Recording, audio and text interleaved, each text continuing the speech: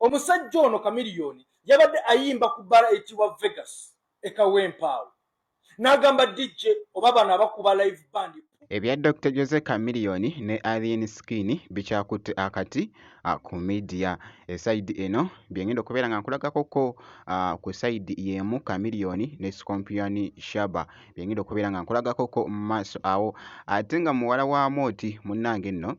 atidde wali omuvugira munnange ate mu mmotoka ekibadde mu katambi byengenda okubeera nga nkutuusaako Ziza Bafana Yesu Musanyufu n'abayimbi munnange abali wali mu kyempukulu ku show eside eyo byengenda okubeera nga nkutuusaako ko mu maaso awo kakasa nti nno osubscribinga kasita obeera nga tonaba wali wonna kw'ossa ate n'okulayikinga vidiyo kakati nno kansuke munnange nkutegeeze nti mwana mwenzi munnange ate Chameleone wakati awo ne Alien Skin munnange bikyagenda mu maaso wali bikyasaanikidde emikutu egy'enjawulo kakati nno obeera nga tomanyi ensonga bwe yavudde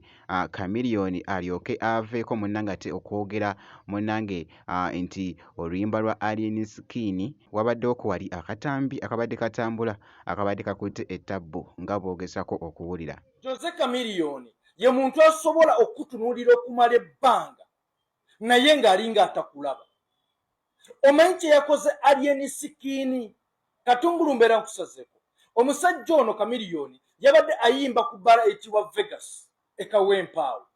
n'agamba DJ oba bano abakuba live band pulo akapati mukamanyi oyo kasasiro temuddangamu n'okumunyumiza. Nze bampita East Africa's finest #1 champion atakoga atakejja legendary Badirisha. Ebyo temubinyumizanga obupati bwammwe. Tubawamu buwi tubalekeramu bulekezo oyo kasasiro kubanga muli bakakyere, muli bakabaata, muli bakawuuta. Omusajja mukambwe wakusirikirira okumala ebbanga tekitegeeza nti abadde takulaba oba takuwulira. Yabagambye nabadde Kenya mu kitundu ekiyitibwa Eldoret ku bbaala eyitibwa Banias Square ng'eweza second anniversary. Kye nabakoze wano e Kampala mbakuba biwero erimba bamba teekamu n'Oluswayiri n'Olukongo n'Olunyakitala n'Oluswayiri bannange ono Chameleone nga yakuyisizaamu eggaali ebyenda aleka abisiseesise obugitinga abukutudde kutudde. Simanya kapati likyebyowaako kuba abo ne batula mu nvuuvu wona byawano mbadde mbakinya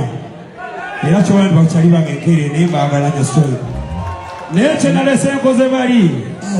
enkoko ekikola baana ate bembeera sayidi erimba mukambwe ennyo okusinga wano nakitwene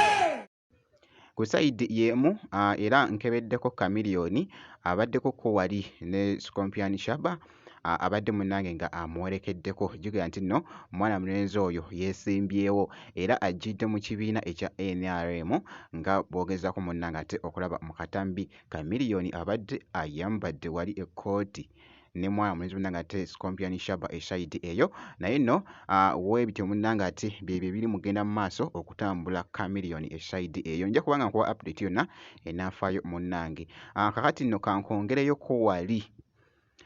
Koko Master Shine ne daddy we mu motoka nkugambye yonna gye biggweredde atidde labika ndowooza daddy we amanyi omuvugamu munnange ate endiima wali n'abeera nga tateredde muli munda nkugambye ng'ali ku bunkenke yonna gye byaggweredde actually kansooke nkakuweeko ko akatambi kano. Nziba naye simanyi engeri gye mpuliramu ng'omwami ono y'avuga olumu mba mugumu olumu mba mukutya naye okusingira ddala mbeera mukutya sifunangako obuzibu naye walaye mba ntya ana ngeri gy'asalamu alinga wa booda ojja kubbiramu wano kikitofuluma otamusayo ebigere wano Nkugambye Coco Masichain ne taata we nkugambye tebaggwaayo ate kasita babeera nga beeguddeko muganda wange kabula asala essayidi eyo era nga bw'ogeeza ku munnangati okulaba kabadde kakutte ettabbu akatambi ako. Kakati nno munnange katugende mu maaso wali tweyongeddeyoko wali ku Ziza Bafana. Ziza Bafana yavuddeyoko wali mu katambi n'agamba bannange abantu abagenda munnange ate mu Kyempukulu wali jjukira nti nno show yali wali munnange ate Lugogo si Lugogo sorry